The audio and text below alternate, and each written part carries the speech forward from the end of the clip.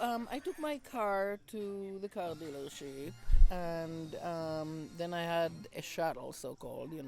A driver took me to work, and that was probably no more than 6, 8 months after Trump got elected.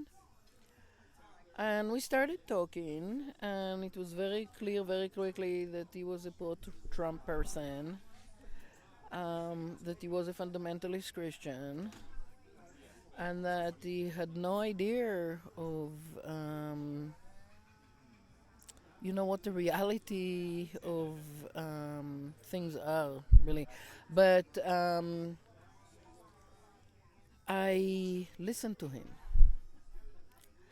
rather than give him a speech or put him down or anything. And when I listened, I heard where it all comes from.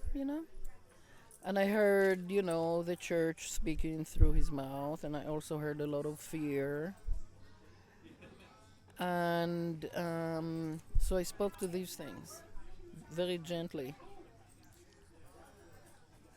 and just pointed some things to him that he didn't know, that he'd never heard before. And it was a gentle conversation, and he got more and more interested. And at some point, I noticed that he started driving at like 15 miles an hour. I think because he wanted to hear more.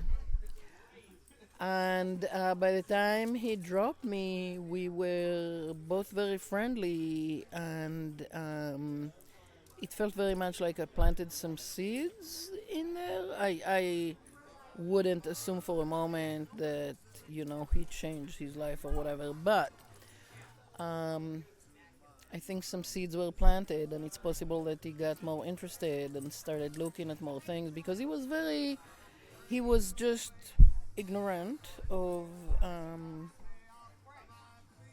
things that are going on in the world. He was very sheltered. He was, an older white male from a small town, Wisconsin, and he knew what he knew when it was very little. And that was for me a moment of